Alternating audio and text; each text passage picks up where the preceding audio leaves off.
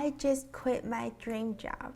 I can't believe I'm saying this out loud, and I still can't believe it. It took a lot of courage for me to make this decision, but I'm leaving my architect job at Gensler and joining Monograph as their senior content strategist. This is a big leap in my career path. Being at Gensler was always my dream ever since architecture school, so this decision came as a shock to me as much as a shock to everyone else around me. It took me months to make this decision and have it sit right with me. Then it took me weeks to work up the courage to sign that paper and announce it to the world. But once I did announce my career transition on social media, I got outpouring support from everyone in the community. So for that, I'm truly grateful. I just want to say thank you. Your support has been very supportive. At the same time, I also started getting a lot of questions about how I decided to leave my architecture job.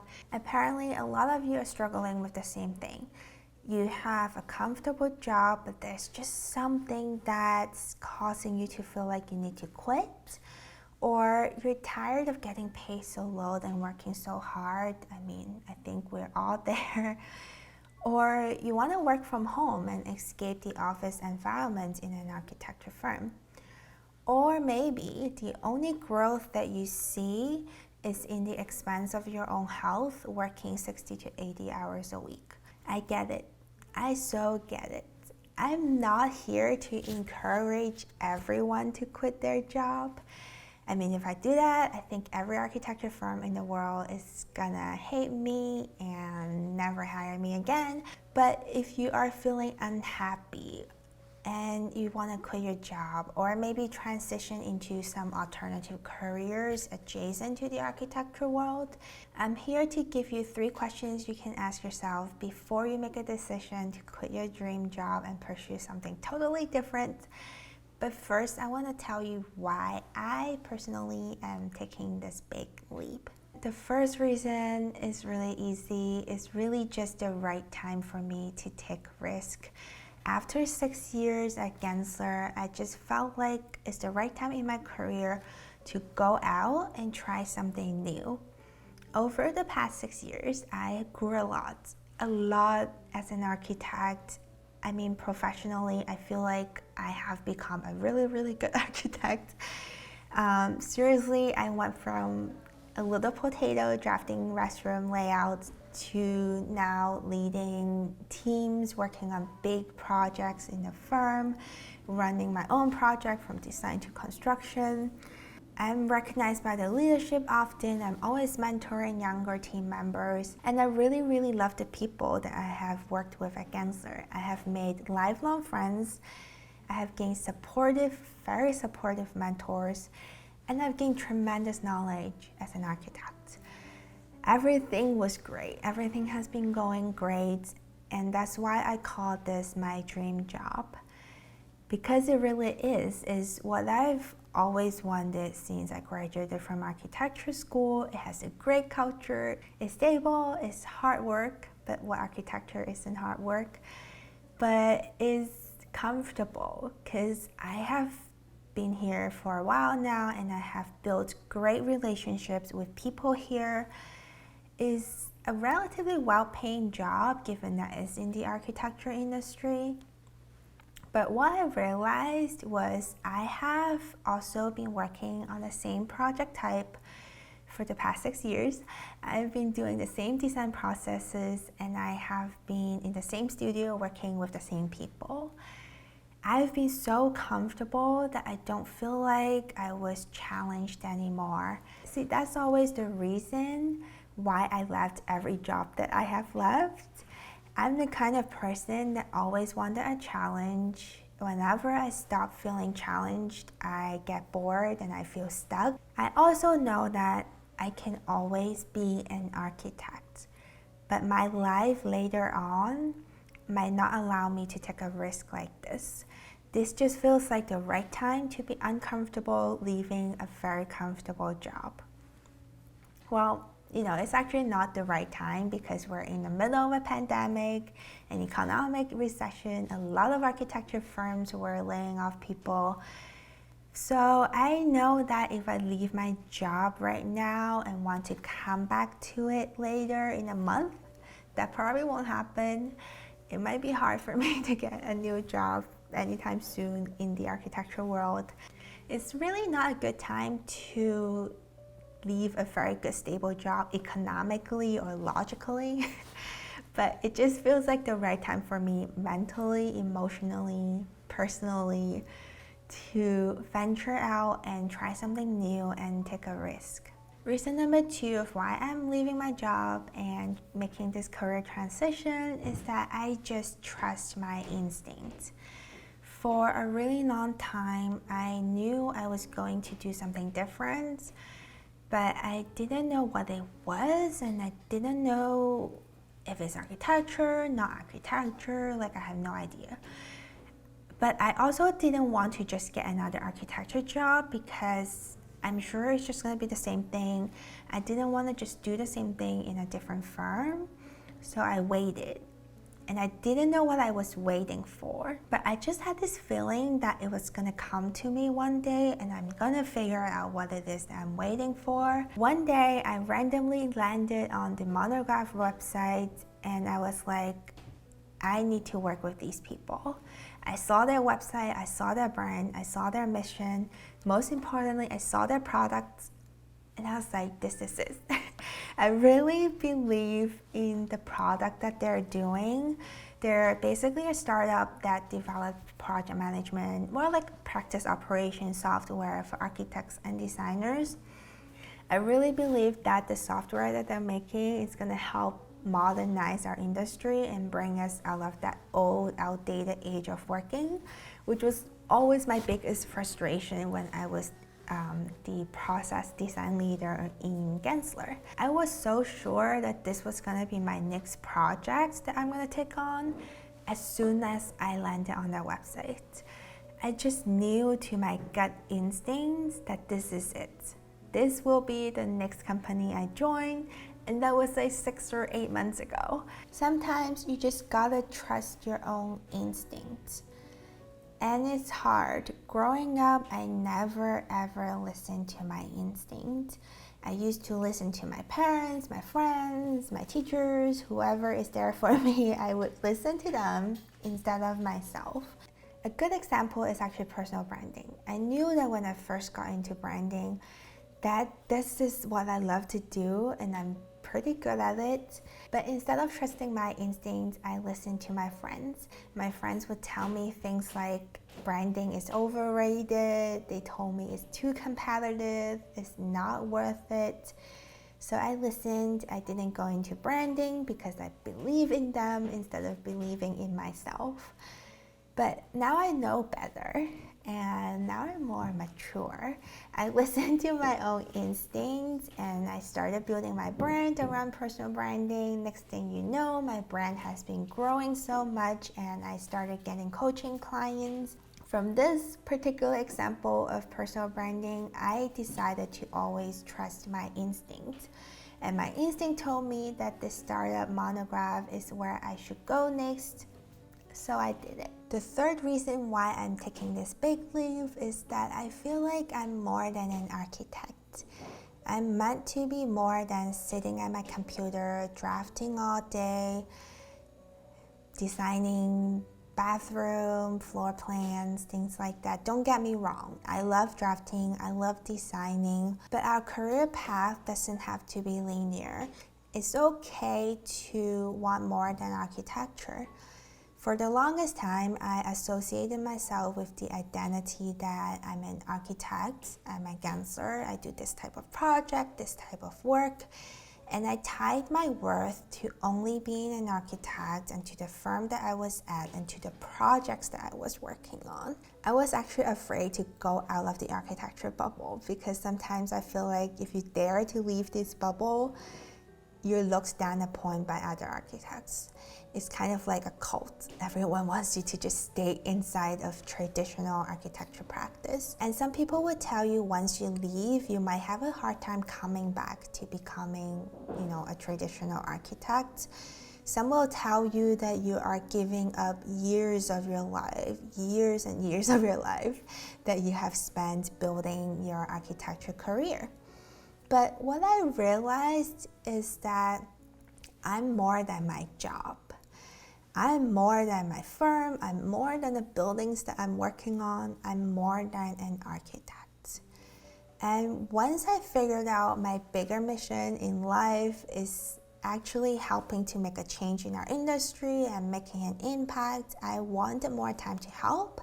I wanted to do more than just buildings. And what I realized is that it takes not being an architect for me to help an architect. Not working in a traditional role gives me more time and freedom to support the community, create more content like this, and maybe host more events in the future. But also being a monograph who's pushing the envelope to try to educate architects on what practice operations should be, let me and give me an opportunity to help more architects in that regard. Trust me, it took me months to think about this decision, analyze it, overanalyze it, until I finally made a decision to make the switch. It takes a lot, and it takes putting myself outside of my comfort zone, leaving a really comfortable job to make an impact that's bigger than me. After I announced my career transition, I got a lot of questions, and a lot of people asked me about how I made the decision, what did I do, why did I leave. I even got on calls to talk to a few younger architects that are in the same boat as I was, and they're either thinking about quitting their jobs or making a transition. So I started asking them questions to help guide them through this process. And here are 3 questions that you can ask yourself before making a decision to an alternative career in architecture. The first question is, are you frustrated with your job or architecture? That's a big difference that most people don't realize. It's easy if you just hate your job or the firm that you're working in. You can totally get a new job, a new position, a different kind of role inside the architecture industry at a different firm that might align better with your values or the culture that you're looking for.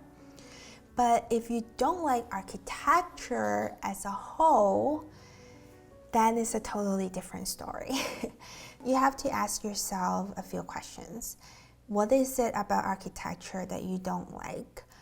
Do you not like performing certain architecture tasks, like drafting or designing or coordinating with consultants, design presentations? Is there something that you like the most? And then have you talked to your boss or your managers about switching you to do more things that you love more? Do you not like the crazy workload or the crazy schedule? Have you found a way to ask for help to lessen your workload? Do you not like the low pay in architecture, which everyone knows?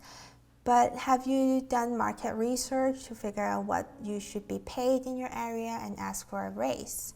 Before you come to the conclusion if you should leave architecture altogether, I think it's important for you to recognize what you don't like about architecture and see if you can fix it first inside the current position that you're in. Talk to your boss, talk to your mentors and your friends at work, figure out a game plan that will address the issues that you're having. I know the grass is greener on the other side, but the same problems you have in architecture can be replicated in other industry or just an alternative career. So identify those problems first and see if you can solve them.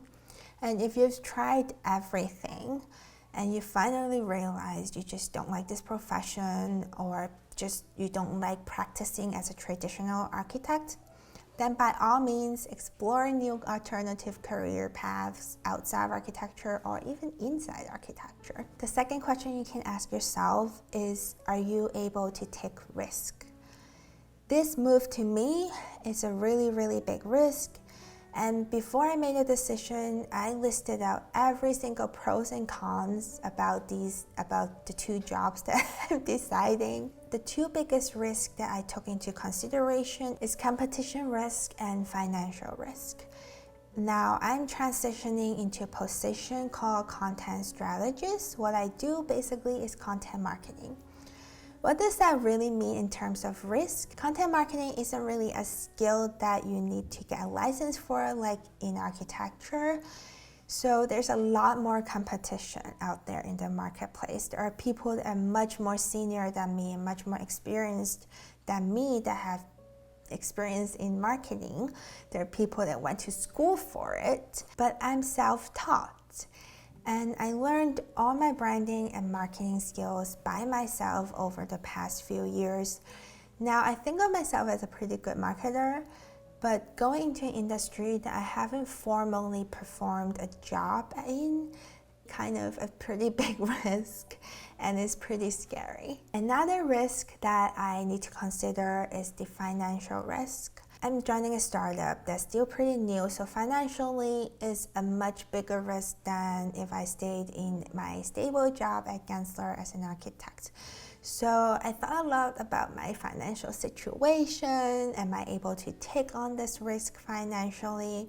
I'm also making this big change, again, like I said, in the middle of the pandemic, which of course is another big risk that I need to take into consideration. The third question is, what's important to you? What are your priorities? This is, I think, the most important question and probably what's going to drive your decision. So what you can do, and this is what I actually did myself, is take out a piece of paper, your sketchbook, your notepad, whatever you architects like to do. List out all the things that are important to you. My list is definitely going to be different than yours, and it has changed over time. 2 years ago, my list ran like this. It goes first to my career, my family, and then my health. In my 20s, I would put my career over everything, and I mean everything. But now, a few years later, into my 30s, my priorities have definitely totally changed. Now I want to put my health first, my family first, and then my career.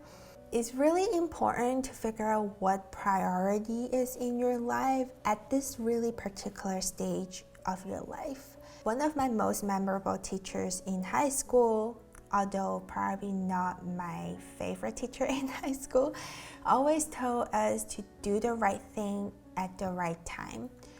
Every time we have a school-wide announcement meeting, he would always tell us to do the right thing at the right time. And that had always stuck with me.